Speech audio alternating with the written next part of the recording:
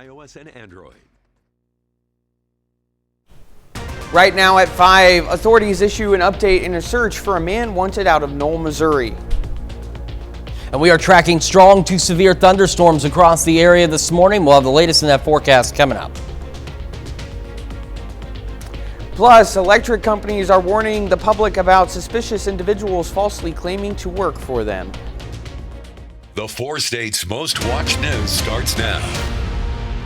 Good morning, 4 states, and welcome to the KOAM Morning News. It's 5 a.m. I'm Anthony Saviello. And I'm Chris Warner. So we've got severe weather rolling through the area this morning. We had a tornado warning for Greenwood County and briefly a confirmed tornado with that storm, but that warning has been allowed to expire. But we still have a severe thunderstorm warning for Greenwood County and a tornado watch for parts of southeast Kansas as well. So let's get right into what we are looking at with the Skywatch Storm Tracker. So there's that severe thunderstorm warning still in effect for Greenwood County out there, and this will continue, as you can see, until 5:15 a.m. That's a little hard to see, but you may note there's a slight orange highlight just down below Eureka, and that orange highlight is indicating that this severe thunderstorm warning has what they call a tornado possible tag, which means that it has still been exhibiting some weak rotation, but the good news is the stronger rotation that had warranted the tornado warning earlier with this storm has weakened enough that the tornado warning has been allowed to expire. But we are continuing to monitor this storm very closely this morning as it continues to lift off to the north and east, and it is doing so at a pretty good speed at about 45 miles an hour. But again, right now this is the only active warning we have in our area. However, as you can see, we also have this tornado watch, and this goes until 9 a.m. Does include Yates Center, Iola, Humboldt, Garnett, Burlington, and of course Greenwood County out there as well, where we've been dealing with those stronger storms. So it's something that we're going to be keeping a very close eye on through the morning, and we'll be monitoring for additional development back behind all of this. You can see some thunderstorms, not severe, out toward Wichita and Winfield. Just outside of our Kansas City, stretching back into parts of north central Oklahoma. And we'll watch this area. You see these light showers stretching from Seminole to Stroud to just outside of Bartlesville. We've had thunderstorms attempt to get going, but we have in place what's known as a cap. And Doug has discussed this before, and that has been the one thing that has been the biggest issue with thunderstorm development over most of the area is this cap that has been in place out there because it's stopping thunderstorms from being able to break through and actually get going across the area. So we do not have concerns with the cap here off to the west, and that's why we've had these thunderstorms get going out here. But we are, of course, again, keeping a close eye on them. We have that severe thunderstorm warning, tornado watch until 9 a.m. out there, and we'll continue to track these storms as we go through the morning. If there are any additional severe thunderstorm warnings or potentially tornado warnings, we'll keep you updated.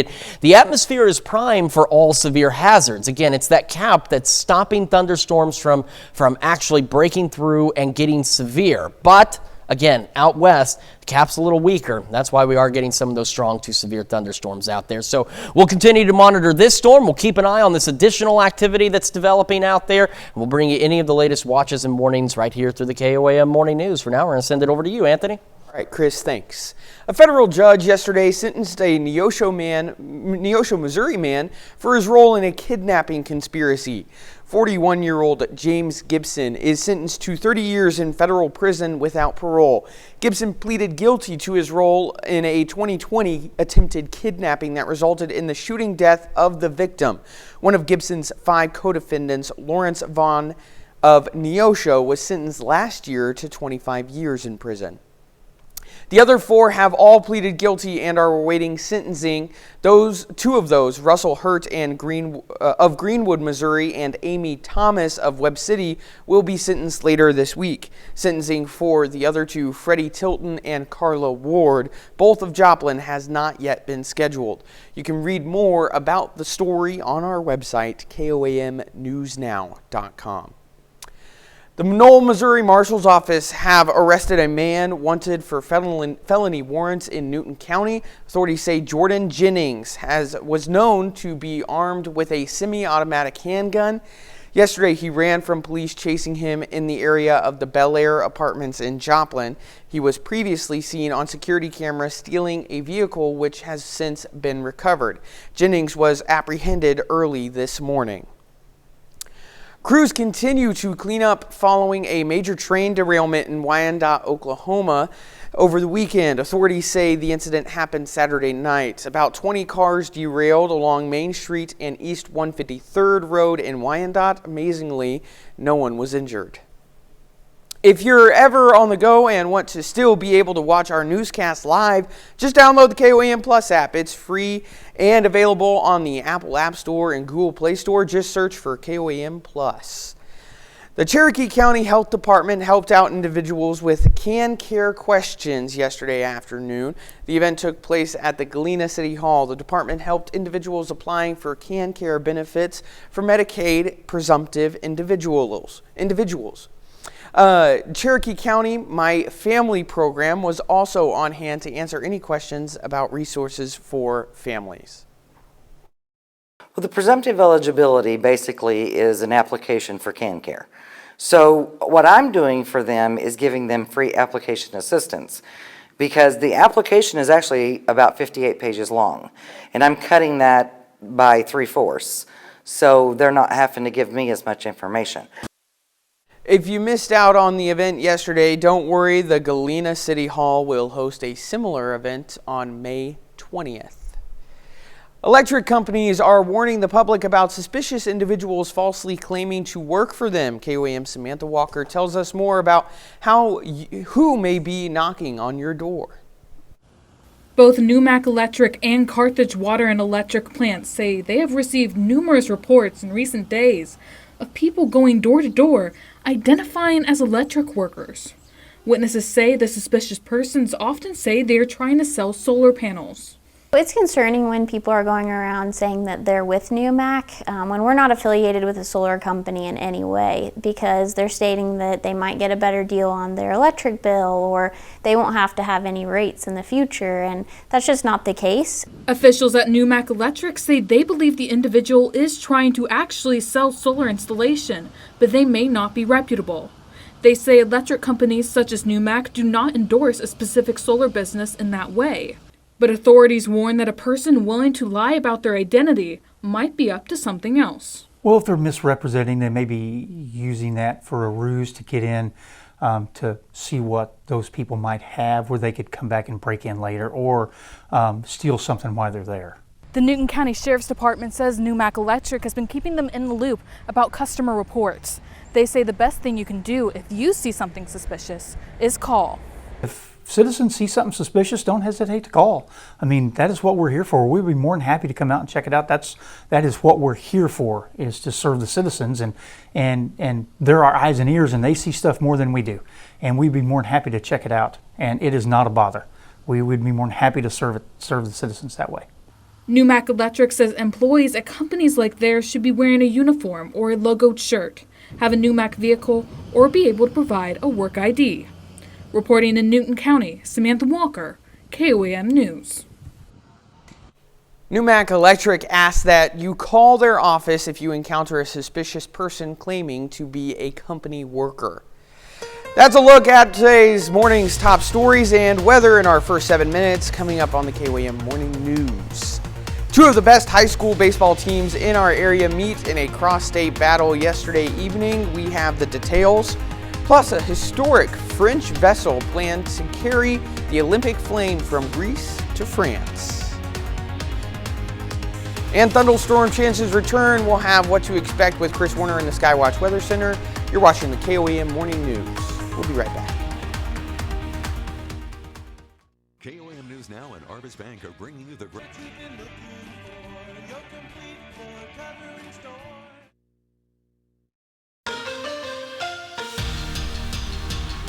Two of the best high school baseball teams in our area meet in a cross-state battle yesterday evening as Webb City heads to the LaRoche Baseball Complex to play Fort Scott.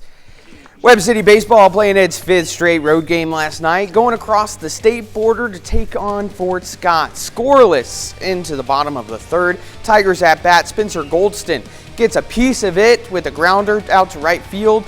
This lets Cedric Martin score the first run of the game. Not a pretty inning for the Cardinals. Webb tries to catch the Tigers off guard, but a Drew Vonder Haar error gives Shandon Clayton a chance to put the Tigers up 3. But here come the Cardinals. Vonder Haar slams one deep out to left field, and Andrew Young is able to run it in to cut the Tigers lead in 2. Shortly after, Christian Brock with the pop-up. Vonder Haar jogs in.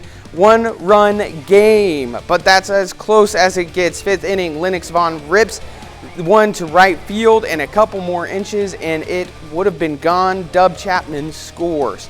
Con Brown now, line drive, Clayton scores another run, and so does Van.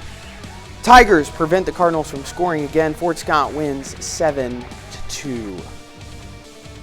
The Division II college golf season began way back this September. It's officially conference championship time for the 10 men's teams in the MIAA. Missouri Southern tries to defend its team conference championship from last year. We're finished with day 1 of the 3-day tournament at Shoal Creek Golf Club. Missouri Southern has 2 players in the top 10. Lion Sander Ben Markman leads the entire 50-player field one day in with his score of 2 under. His teammate Lewis Lemon is in a 7-way tie for 6th place at 1 over. Josh Hamnett and Trey Jen McCrae are both also in the top half of the leaderboard, a few strokes behind. Here's how the team leaderboard looks after one day. Missouri Western is in first place with a combined score of 3 over par. Central Missouri just 1 stroke behind. Then MSSU is in 3rd place at 8 over par. Each team's 5 golfers play another 18 holes later today. Then the final round is on Wednesday. Still to come, we'll learn about the hidden cancer danger that may be lurking in your home. Plus, a check of the 7-day forecast when the KOAM Morning News returns. Drop off your old car and drive off in a new Honda. At Roper Honda. Make it a Macadoodles day.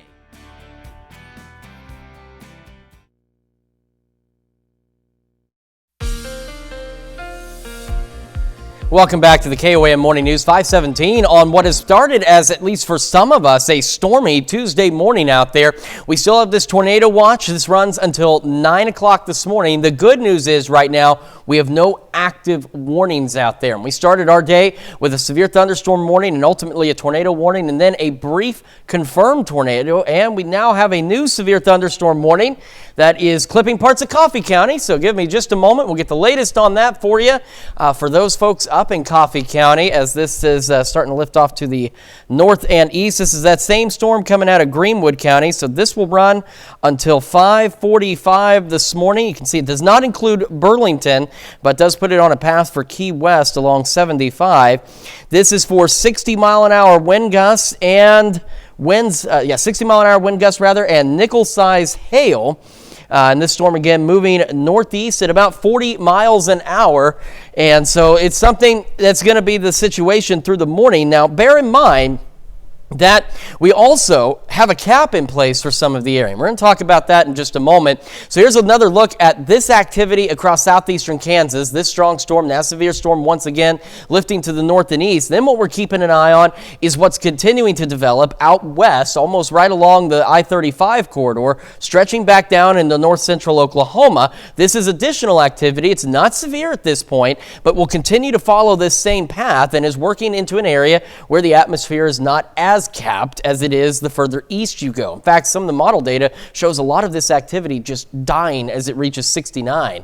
We are seeing some little flare-ups out here just to the west of Bartlesville, west of Tulsa, but they're entering a capped environment where they just can't get going. In fact, on the loop, you can see these showers and storms tried to get going. Even got some lightning out of a couple of them, but then they quickly die back out because across most of our area, we have that capped air mass in place. And again, we'll talk about that. I know Doug has mentioned it, but anybody anybody who may have missed what Doug has discussed, we'll cover that here in just a moment. On top of all that, we have wind advisories in place for all of southeast Kansas, most of southwest Missouri. These run until 7 this evening because we could see wind gusts outside of any thunderstorm activity upwards of 40, potentially 50 miles an hour.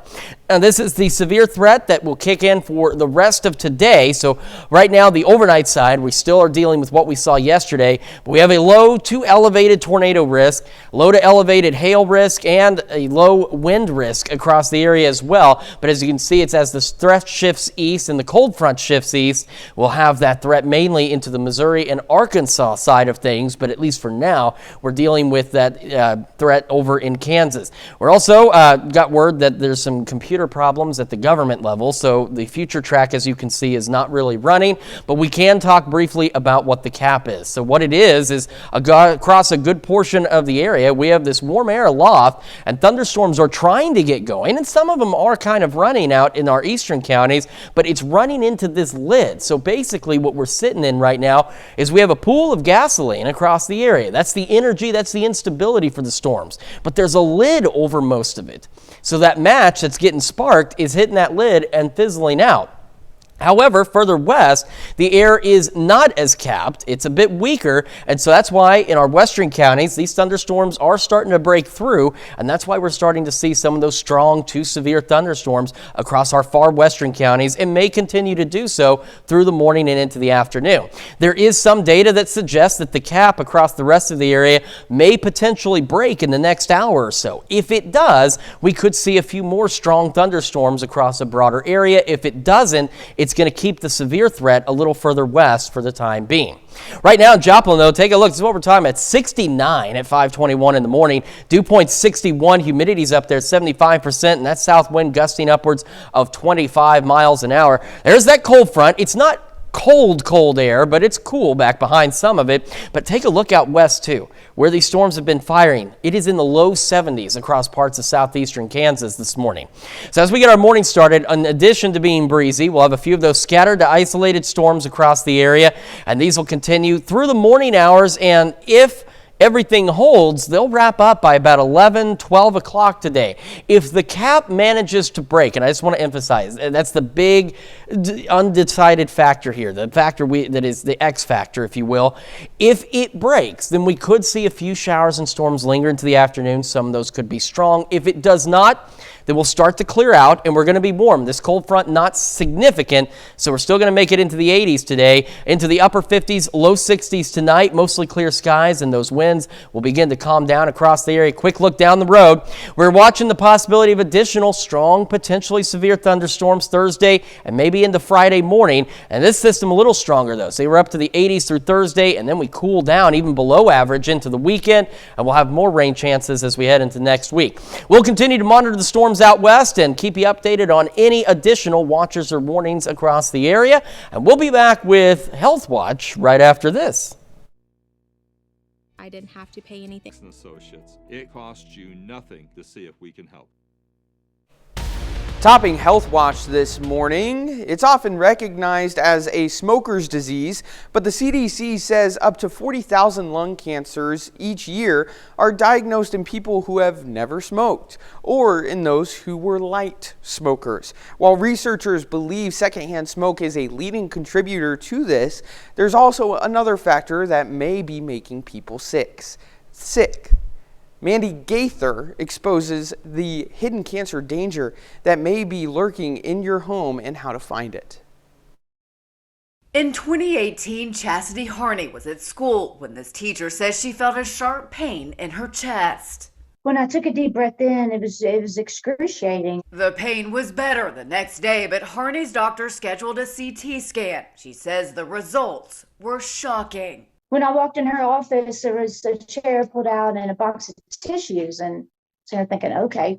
And she said, there's no easy way to tell you this, but you have two pretty good sized tumors, mass on your left lung. Harney was diagnosed with stage 4 lung cancer, but she says she's never smoked. Her doctors suspect it was caused by a radioactive gas called radon that can seep into homes and buildings through the soil. I had no idea what radon was. I never heard radon before. Researchers estimate nearly 3,000 lung cancer cases in the U.S. are linked to radon. If you have lungs, you can get lung cancer. Hardy's Dr. David Carbone with the Ohio State University Comprehensive Cancer Center says it's important to test for radon in your home. You can get a kit from a state radon office, hire a qualified radon tester, or buy a kit from a hardware store. So the EPA recommends for sure mitigating to a level below 4 picocuries, but they suggest below 2. If you have symptoms like chronic cough or shortness of breath, be aware and talk to a doctor.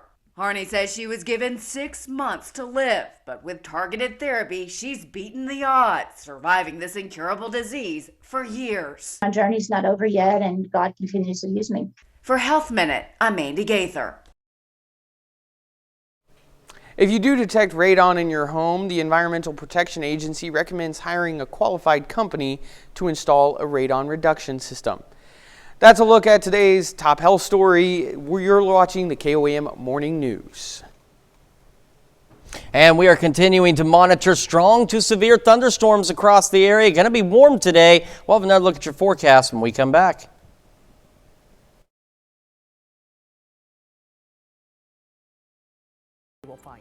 For quick, proven pest solutions, call Rattler. Right now at 5:30, the Recovery Outreach Community teed off its 18th annual Charity Golf Classic fundraiser. We've got breezy conditions and some strong to severe thunderstorms across the area this morning. We'll have a look at that forecast and those thunderstorms coming up. Plus, the Webb City Farmers Market hosted a cooking class designed to add zest to your salad. The 4 states' most watched news starts now. Good morning, 4 states, and welcome to the KOAM Morning News. It's 5:30. I'm Anthony Saviello. And I'm Chris Warner. So we've been dealing with severe weather. It got going about 4:30 or so this morning, and we are continuing to deal with strong to severe thunderstorms across the area. So that's where we are going to start. If you give me just 1 second, James is a smart guy back there. He knows that I haven't clicked the button the right amount of times. There we go. We're going to start with the Skywatch Storm Tracker and take a quick look at these showers and thunderstorms across the area. Now look out west, just immediately east of the I-35 corridor, and you can see where we're still continuing to see some pretty robust thunderstorm development. None of this is severe, but the atmosphere a little further west isn't as strongly capped as it is the further east you head, which is why we've had showers. We've even had a couple of thunderstorms try to get going out here in our eastern counties, and then they just fizzle right back out because we have a cap in place. And that's been the biggest issue with our thunderstorms. We've been talking about that severe threat for several days. What it is at the surface, it's basically like we have gasoline poured across the entire area. But this cap is a lid over the area. And so anytime a match is struck from a thunderstorm trying to get going, it's hitting that lid, fizzling out.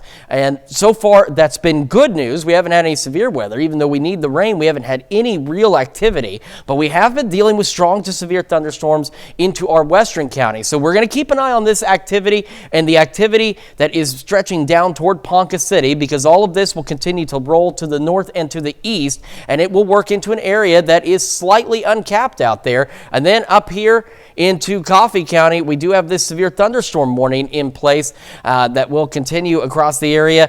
And right now, the good news is we're dealing with runs until 5:45, and we're just looking at winds to 60 in quarter-size hail. So nothing overly significant, considering that this same storm, when it was across parts of central Greenwood County, did produce a brief confirmed tornado north of Eureka earlier this morning. So we're going to keep an eye on these storms and the other ones that are developing. Got a few showers outside of Stockton, and we're watching this area. If the cap breaks, some of the model data suggests the cap may break or at least weaken across our eastern counties. If it does, then we will watch for thunderstorm development across northeastern Oklahoma that would roll up the turnpike and into our eastern counties. If the cap remains in place, then we will clear out by this afternoon. So you can see through the morning where we've had some showers try and get going, and they just have fizzled out. Also, want to quickly remind you, we have that tornado watch out in parts of southeast Kansas, which runs until 9 a.m.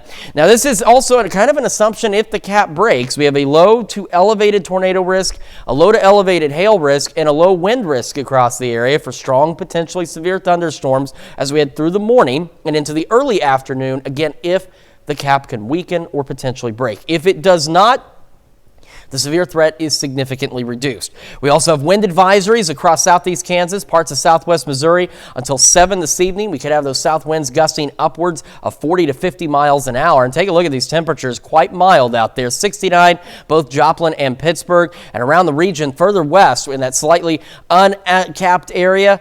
We're talking low 70s in some locations. So quick check of the bus stop forecast. We'll get you out the door with that. 67, again, south breeze 15 to 20, gusting to 30, a few scattered storms. And then we should be mostly clear by this afternoon. Gust 40, maybe 50, and into the low 80s. We'll have more on your forecast and talk more about what our thunderstorm expectations are for today and later this week here in just a few more minutes. Anthony? All right. Thanks, Chris. Some good news for the Weir Public Library in Kansas. Yesterday, the library received national certification as a family place library. This will transform the library into an early learning center for very young children, their parents, and caregivers. The certification comes in part from a grant from the Kansas Children's Cabinet and Trust Fund, which allowed the library's director to complete the necessary training and requirements. Weir is the second library in the region to complete this certification. The Recovery Outreach Center, or ROC, in Joplin teed off its 18th annual Charity Golf Classic fundraiser yesterday. The money raised from the tournament goes back into the community in the form of support and resources to those overcoming addiction. The event funds the center's operations, which offers a safe space on Main Street and the Ascent Recovery residents that instill independence and work ethic in men who are in recovery. It's only grown because community partners have come alongside of us. We're here at Twin Hills Golf Course today, and if it wasn't for Twin Hills Golf Course saying, yeah, we want to be a part of that, come use our facilities, feed us lunch. We got lunch sponsors, we got whole sponsors. It takes an entire community to do the things that Ascent wants to do in the community. To donate or learn more about the Recovery Center, go to our website, KOAMnewsnow.com. The Webb City's Farmer Market yesterday hosted a cooking class. That day's class was called Amp Up Your Salad. Chef Jessica Taylor and Caitlin Welch taught the class aimed at spicing up your traditional salad. They taught people how to make a crunchy mandarin orange salad, tortilla salad, green goddess salad, and mouth-watering chicken salad. We are having a salad called the Green Goddess Salad, which is actually a viral TikTok recipe, but we're doing like a mandarin chicken and a chicken salad. So the word salad just means a bunch of ingredients put together. So it's not just going to be the greens. And the importance of having these classes is so that people can have an opportunity to learn how to make something with hands-on experience, as well as try something new that they maybe wouldn't have tried before. The farmers market is open on Saturdays from 9 a.m. to noon. That's a look at our top stories coming up this half hour on the KOAM Morning News. A historic French vessel planned to carry the Olympic flame from Greece to France. Plus, Israel's war cabinet met for more than 3 hours on Monday. We'll have the latest. You're watching the KOAM Morning News.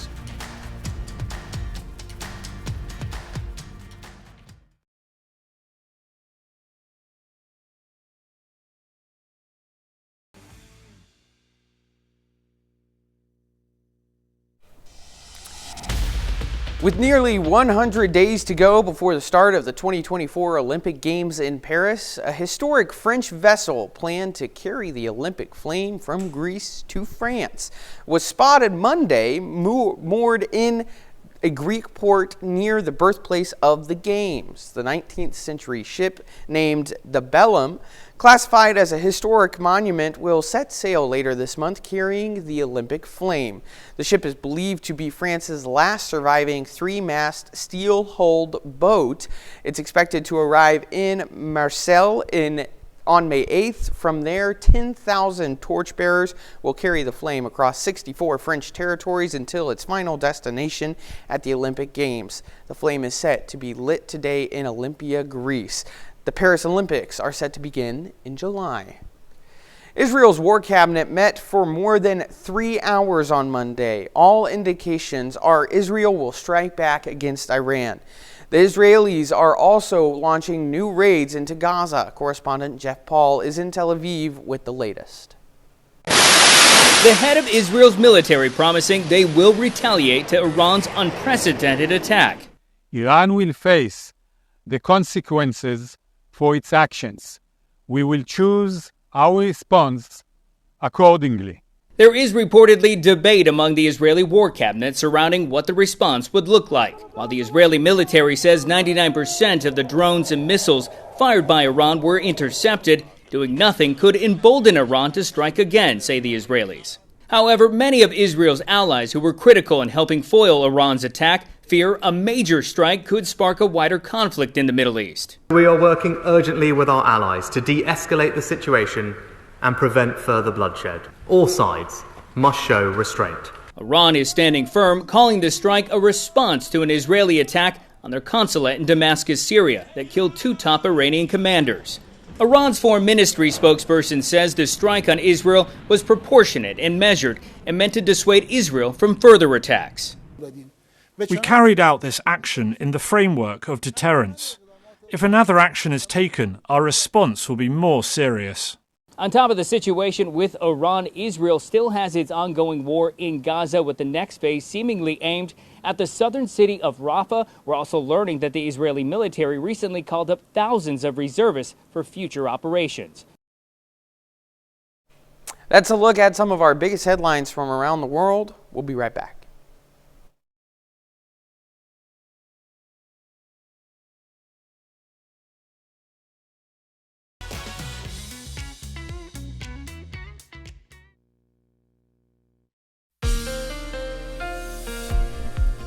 Welcome back to the KOAM Morning News. So we are continuing to track strong to potentially severe thunderstorms rolling through the area this morning. We have this tornado watch that runs until 9 a.m. We are monitoring these storms out to the west, so right just east of I-35. Again, they are not severe at this point, but their path will continue to lift them off to the northeast, and they'll have that potential to intensify as we go through the morning hours. So we'll take a quick look at these.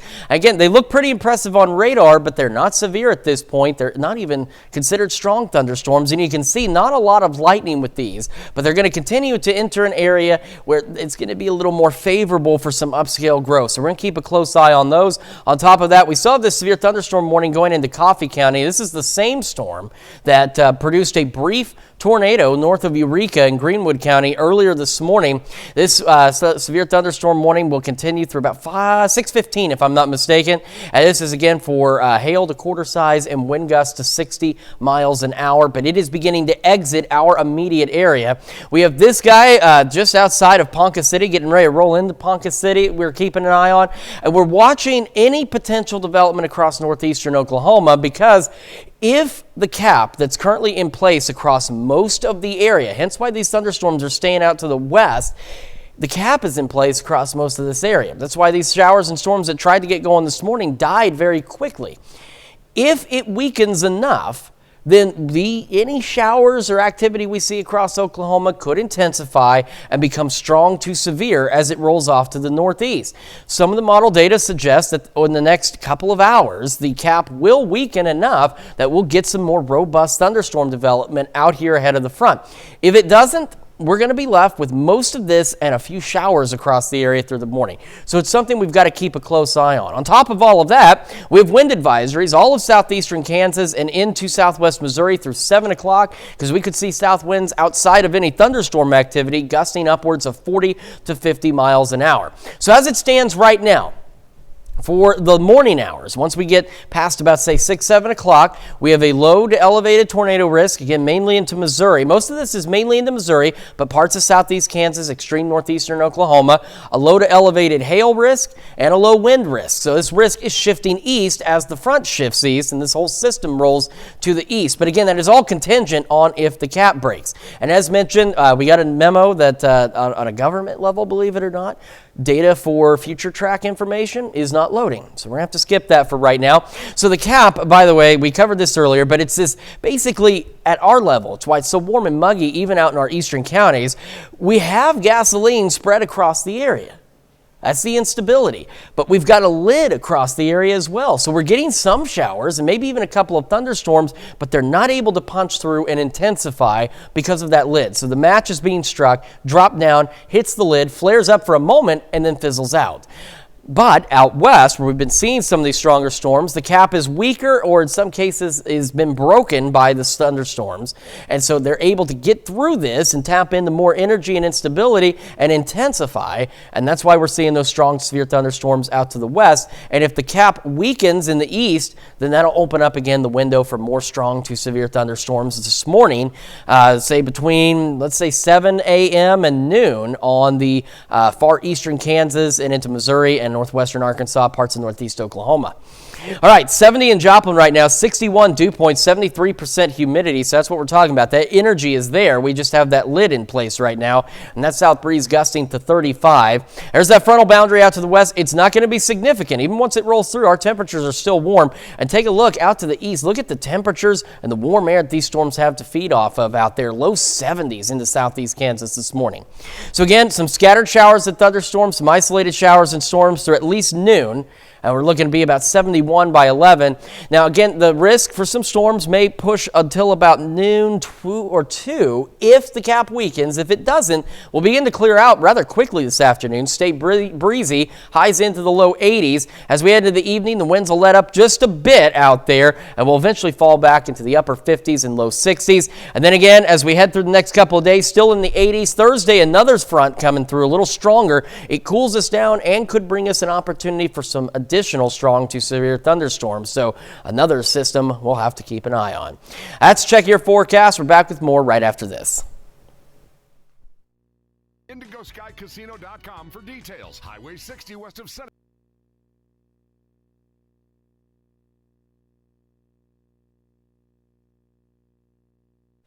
Two teachers at a Rhode Island elementary school have gone above and beyond for their students. Not only did they form a unique club, but the bonds that they are being formed have gone beyond their wildest dreams. As Samantha Reed explains, this goes beyond the giving the students something to look forward to.